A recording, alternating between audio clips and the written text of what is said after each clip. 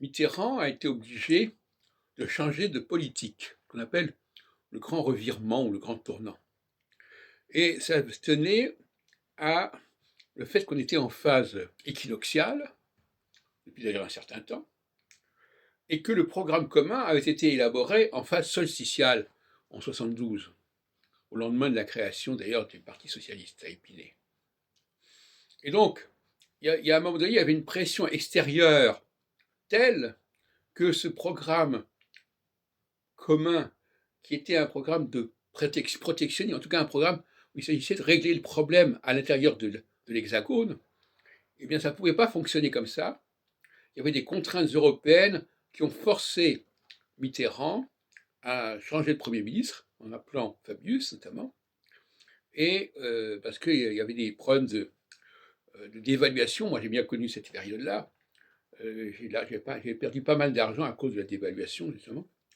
Et donc, finalement, on se retrouve aujourd'hui dans une situation assez comparable. C'est-à-dire que Israël a cru qu'il pouvait régler les problèmes en interne. Donc voilà, alors voilà, donc on va rester avec Gaza, etc., la Palestine, et que personne d'autre s'en occuperait. Et justement, c'est le problème, c'est que comme on est en phase équinoxiale, eh ben, ça ne fonctionne pas comme ça. Et même les États-Unis font pression pour que ça ne fonctionne pas comme ça. Et ça, c'est le fait qu'on ne peut pas mener une politique locale dans un environnement qu'on appelle global. On ne peut pas mener une politique solsticiale dans un environnement qu'on peut appeler équinoxial. De la même façon, pour Poutine, c'est pareil. On ne peut pas considérer la question ukrainienne comme une question purement locale. Elle est devenue très internationale. Et ça, c'est la différence. Mais alors, là, on peut considérer la situation inverse. Il y a d'autres périodes où ce qui était international devient local. C'est-à-dire qu'il y a un basculement. Et ça, je crois que Barbeau n'a pas bien compris dans son astronomie mondiale ce problème de basculement.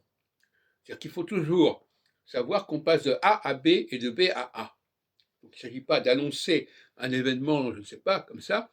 Il s'agit de montrer qu'à un moment donné, il va y avoir un glissement, il va y avoir un shift, et les conditions qui permettaient de fonctionner pendant un certain temps de cette façon ne sont plus réunies.